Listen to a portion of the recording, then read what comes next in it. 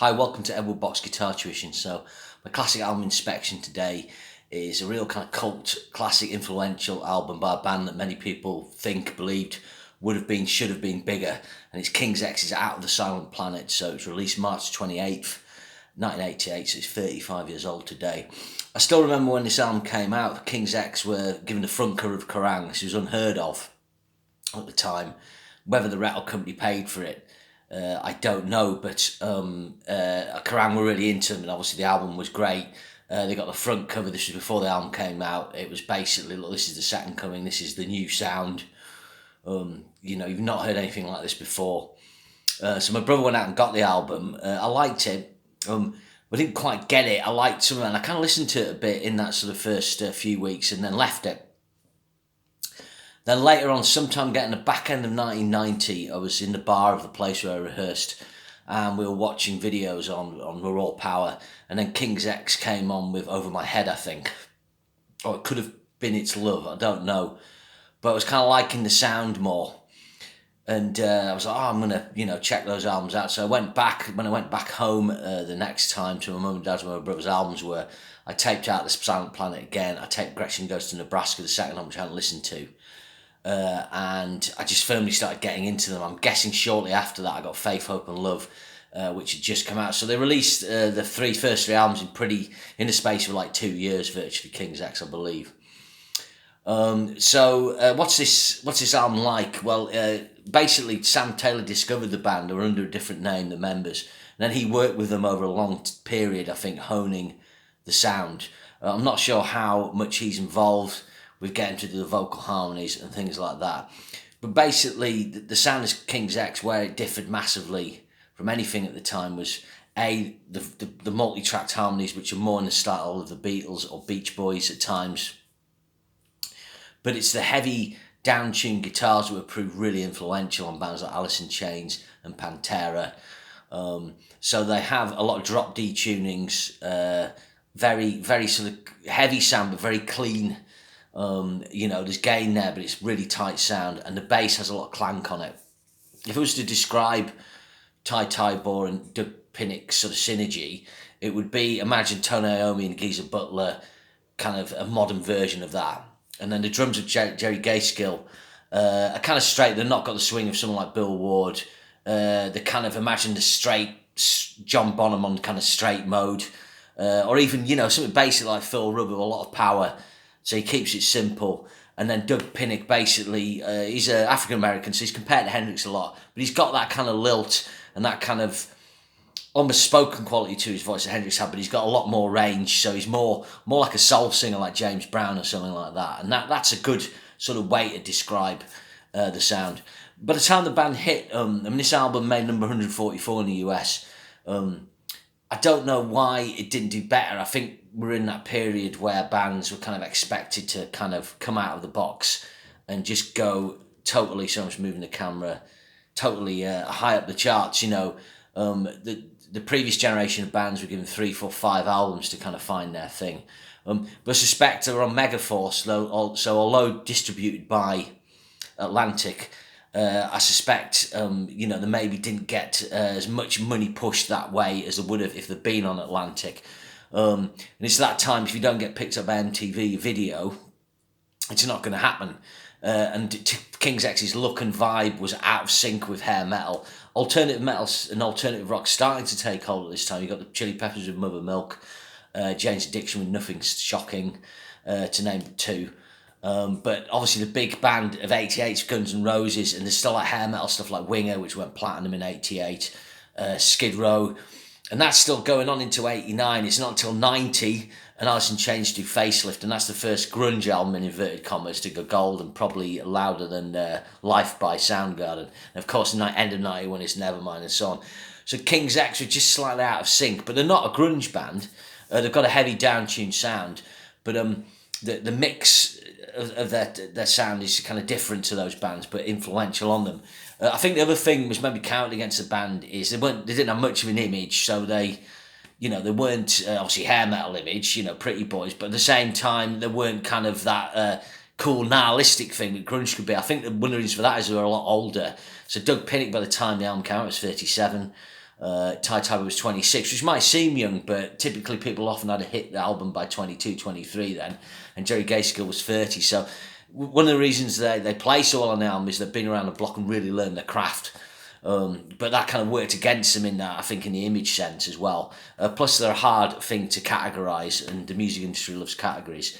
So this album's 42 minutes and 23 seconds long. It's by far the shortest, or one of the shortest King's X album. It benefits from only having 10 tracks.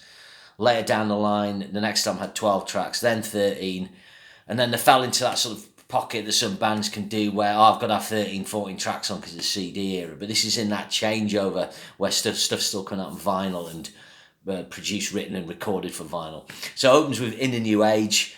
This is a great track, and this has got all the hallmarks of the band. It's got a kind of, I don't know, sort of slightly sci-fi intro. Obviously the title of the album is taken from the C.S. Lewis novel. Obviously he was a Christian-themed writer. He wrote The Lion, the Witch and Wardrobe, which has a lot of Christian symbolism in it, and King's X are a Christian band, although they didn't overtly promote that. They weren't like Stryper. So again, I think that was another thing that maybe counted against them a bit, but I'll come to that. But In a New Age is 5 minutes 23. It's got a hauling drop D riff. But you notice all the hallmarks of this is Ty Tybo's rhythm playing. So he's using the drop D tuning, he's using chromaticism, because obviously in drop D tuning you can play riffs with kind of one finger, type of thing. The other thing is that sometimes I think he's actually tracking a clean G string in there, or he's certainly tracking clean chords on the main riff, because you can hear the G kind of zinging out. And this is something, if you listen to the album, a lot of the drop D songs, you know, you'll hear these types of voicings where he's playing like a D sus2, then C add 9, then G5, and various bass notes underneath the G5, and that G tonality will ring out in the chord. So this is a great track. Ty Tybo takes a nice solo. He's not flashy, he's kind of got a deep sort of blues rock vibe, lots of guts to his playing. Sometimes he'll put a bit of whammies and tapping, but he's all about the vibe. Very good player. Doug Pinnick's stunning, great singer, and like I say, Jerry Gaskill's just on the money. I would say the production's very aged really well. I said the drum sound is probably sampled the snare. It's got a sample in there. It's pretty full on, but it works really well because it's got that power trio format. The bass sound, guitar sound is superb. Ty Tabo's guitar sound, it's got a weird, I can't really describe it. It's not like any other guitar sound you've heard. And he used to actually tape over his amps so people couldn't see what they were. He protected that, kind of like Van Halen protecting tapping. So the next track's probably one of King's X's best known songs. It's probably maybe their greatest song. It's one of the most beautiful power ballads, I suppose you could call it that, ever written by a rock band. It's Goldilocks. This is 441. I think this is in the key of kind of B major. It's a lovely lyric. It's got amazing ooh and ah harmonies on the chorus. Absolutely superb track. Quite emotional.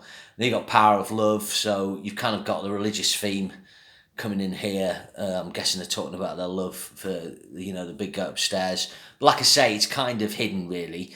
This is good. It's quite crunchy, quite straight, a more catchy song. Some nice rhythm work from Ty Tybo. And then Wonder comes in next. So this starts with acoustic and clean, kind of chords Queensryche might use as well. And I think that kind of puts it a little bit in tune with the progressive metal of the time. So they're using similar voicing that Queensryche might use, although Queensryche are more metal. And I think this was a band, along with Queensryche, who were really popular with musicians because they played great, but they had integrity. They weren't, falling into the hair metal traps, as it were. So Wonder's a great track. It's quite an epic chorus, really good. And then the side one finished with Sometimes. This has got a great riff. This is 3 minutes 40, so it's a shorter track. I think this might be in the key of E, but Ty Tybo does a nice sort of atonal kind of double stop at the top of the fretboard, and that's another one of his trademarks. He'll put in kind of little off-key things. One thing is on Over My Head. He kind of does a chromatic type blues run, but hits like a C7 sharp 9 chord. So whereas you would hit it in the key of E on the E, he hits it on the C note.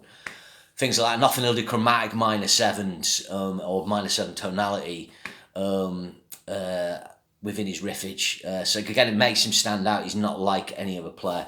So Sometimes it's a great track. Cracking side 1, side 2. King, this is probably the most sort of poppy straight ahead track. It's 3 minutes. It's in drop D tuning, but he's kind of playing on the D, G, B string, so he's kind of playing the top D, and then later on it kind of goes into the drop tuning. This is really good. Obviously King, again, it's about Jesus, I'm guessing.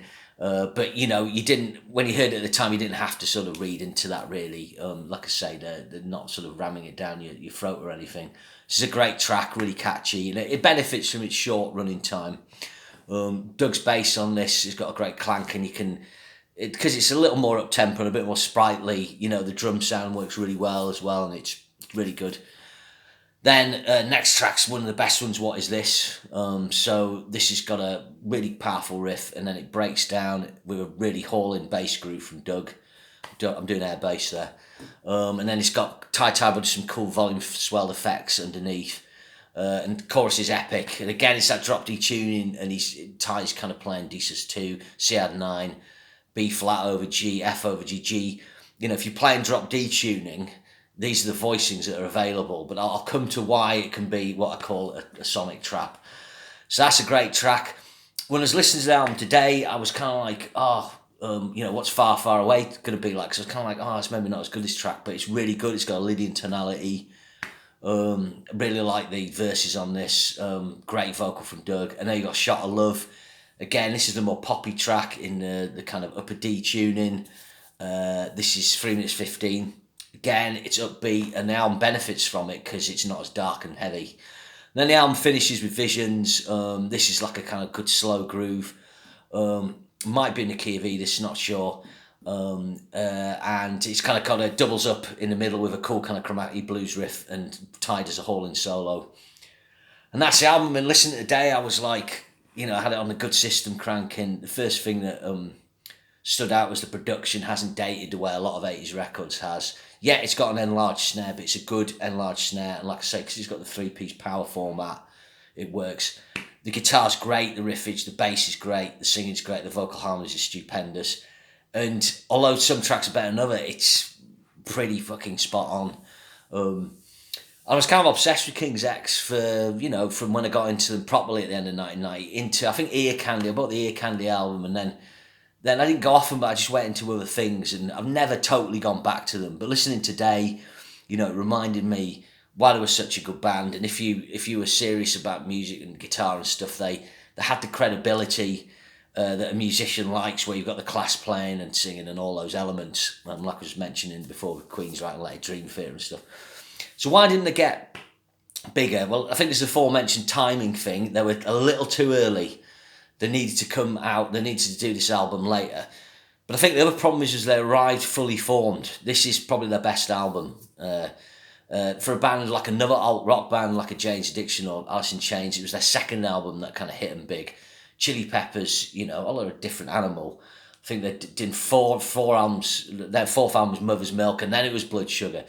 You know, King's X's fourth album's not that great, but imagine that was their first album, and it was like, this band's pretty interesting. It's a good album, it's not great, kind of like Extreme's first album. Then they did this album in 1990, but like, bloody hell, King's X have taken a step up. But the thing is, they arrived fully formed, they've been in the biz for a while. So when it came to Gretchen Goes to Nebraska, which is really close to this, it felt like, that's a great record as well, but that's got 12 tracks. It just felt like the sound hadn't moved massively on. And then when they did Fapo from Love, they felt like Trav having 13 tracks on it. And, you know, it kind of started to get the same kind of sound. So the other thing about the drop D tuning, which is favoured by Ty Tybor, is you fall into sonic traps. There's certain chords or certain voicings that work really well in that. And then the one finger riffage is really cool, but they can start to sound the same. And this is one of the things that the grunge, or particularly the bands that came after the grunge era, did some really lame drop D riffs. Not Ty Tybor's fault, but like I say, it offers new tonalities, but it will only go so far. The other thing is the 3-piece, you would compare them to, say, someone like Rush, but I think the difference with someone like Rush, who are comparative in that they've got literary references in the lyrics, you know, the super tight, amazing musicians, is Rush have a real geek appeal about them. They connect with nerds, for want of a better expression. All musicians love Rush because they love the playing, but they recognise kindred spirits, the kid who doesn't fit in the classroom. They connect with Neil Peart's lyrics, which are actually quite straightforward. and easy to understand. And you know, if you've not read some of the literature he uses, well, he's kind of telling you the story. The lyrical style of King's X isn't like that. They're older guys, and it's just a different vibe. And then they got really good support. I mean, they went out of AC/DC, you know. But if I was King's X, I can't imagine a worse gig, you know, opening up in a cowshed to AC/DC fans. It's just not right vibe for them. And really, as a band, they were kind of band. Obviously, you get a band like Muse with a huge stage show now. I couldn't imagine King's X getting big and doing like a show like that, like Rush or Muse do, other kind of three-piece bands. So, I mean, I saw them in my local city, Riverside was the venue. This was 91, so it was on the Faith, Hope, Love tour. And they're absolutely stunning. People still talk about it in this city. It's in my top 5 gigs of all time. They're absolutely spot on. This is a sweaty club, the whole 800.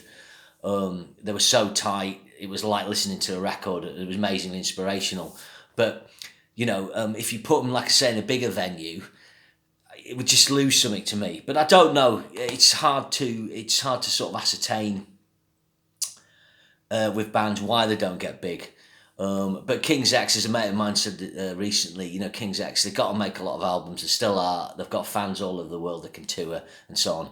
They've had a really good career in a lot of reasons. It's just when it came out, you would expect it to have been bigger. But who cares when you've done an album this good? Cheers. Thanks for checking it out.